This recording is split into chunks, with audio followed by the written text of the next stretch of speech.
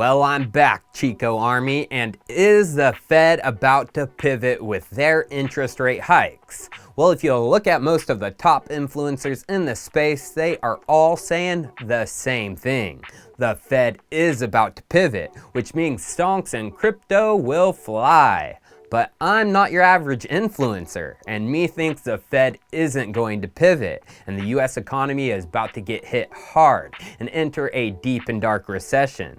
Why? We'll find out in about 10 minutes, because it's time for Chico Crypto. Chico, how is the US economy about to get hit hard and enter a recession when we got news like this last week?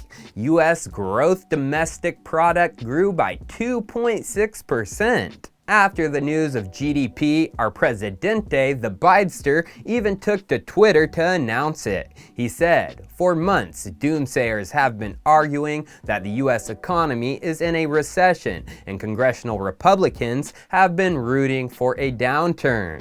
But with today's third quarter GDP report, we got further evidence that our economic recovery is continuing to power forward." Why would doomsayers be arguing that we were in a recession? Because we actually were, and our leaders just didn't want to admit it. It was announced by our government that the US had 2 consecutive quarters of negative GDP, down 1.6% in Q1 of 2022 and down 0.9% in Q2. So what did this mean? Well, going to the definition of a recession, we can see it says a period of temporary economic decline during which trade and industrial activity are reduced, generally identified by a fall in GDP in 2 successive quarters. The US had 2 successive quarters of falling GDP, which meant we were in a recession, right?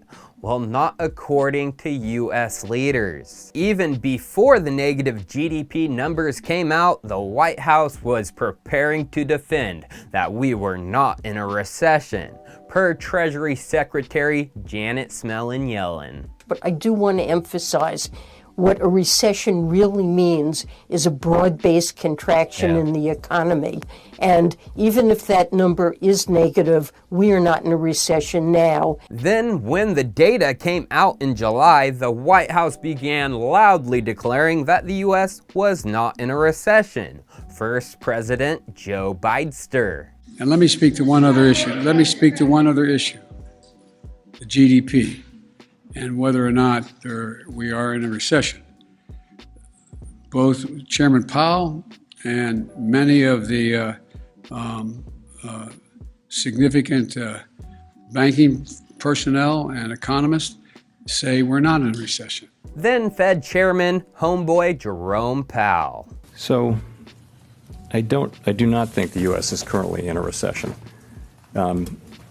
And the reason is there are just too many areas of the economy that are performing,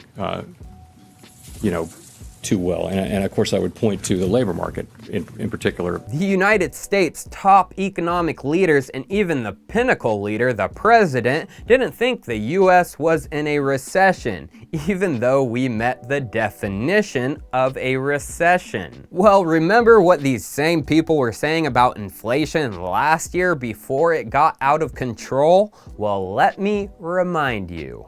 Our expectation is that these high inflation readings that we're seeing now will start to abate. Monthly rates, I believe, will come down in the second half of the year. I think we'll see a return to levels close to 2%. Some folks have raised worries that this could be a sign of persistent inflation. But that's not our view. Our experts believe, and the data shows, that most of the price increases we've seen were expected and are expected to be temporary. They said inflation was transitory and would abate. Inflation would come back down to 2% by this year. It was only temporary. But even to this day, they are still saying the same things. Just a couple weeks back, Janet Yellen spoke with CNBC, and this is what she said. I think the United States is doing very well. And we had an employment report just last Friday that shows we continue to have a very resilient economy. The main things they keep pointing out is jobs and job creation. Well, that is likely going to end abruptly. A couple of weeks back, Bank of America released some projections for the US economy. They warned that the US economy will start to lose 175,000 jobs per month during Q1 of 2023 and expects a harder landing rather than a softer one. From the article, Bank of America head of US economics, Michael Gapin, told CNN, "We are looking for a recession to begin in the first half of next year." But now let's talk about this so-called coming Fed pivot and why I don't see it happening. The reason speculation started about a Fed pivot came from a tweet from Charles Gasparino, a senior correspondent for Fox Business News. He said, "Breaking, economists at Blackrock are telling financial advisors that they expect pivot language at the next Federal Reserve meeting, when they expect Powell to announce a 75 basis point hike, followed by 2 smaller ones, and a pause to get us around 4.75%. Bullish frickin' news, right? A frickin' pivot? Well, it might be bullish if it was true, because even from the person who started the rumor, you can already see them starting to rethink a pivot. Charles, just a couple days ago on his Twitter, retweeted this from the Kobisi letter. The S&P 500 has now rallied 500 points in 2 weeks on hopes of a Fed pivot. As we go into this week's Fed meeting, inflation indicators are still red hot. It's the same setup we saw just 2 months ago in the biggest bull trap in recent history. What could possibly go wrong?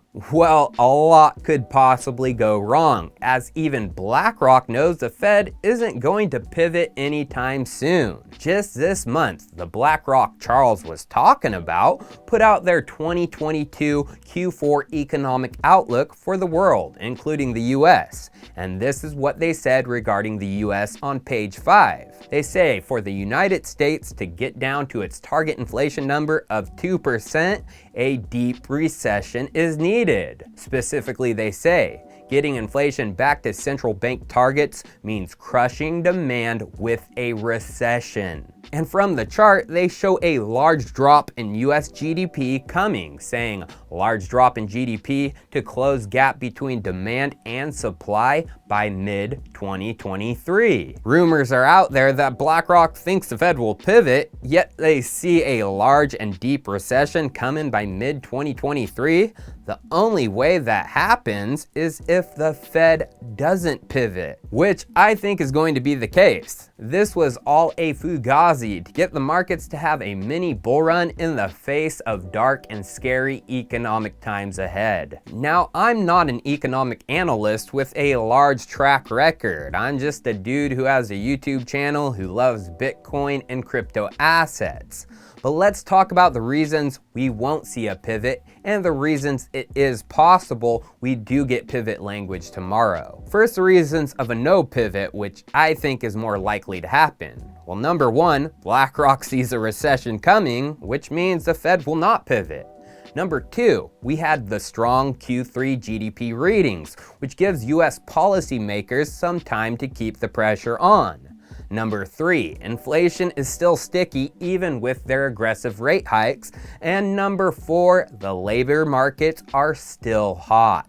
Now, the reasons there might be a pivot? Well, number one, to avoid a recession. But to avoid the recession, we will have to live with high inflation, which the Fed doesn't like. Number two, to save Democrats and the midterm elections. But what would be the outcome of each scenario? Well, if there is pivot language, we should expect a monster end of the year market recovery, which I know everyone wants, but from BlackRock's October outlook, I don't give it a good chance of happening. But if there isn't pivot language and the Fed continues to be aggressive, I would expect the markets to continue melting down throughout the year. So what do you think at home? Pivot and no recession, which means we have to live with high inflation, or no pivot with the Fed aiming to get inflation down to 2%, which isn't good news for stonks or crypto?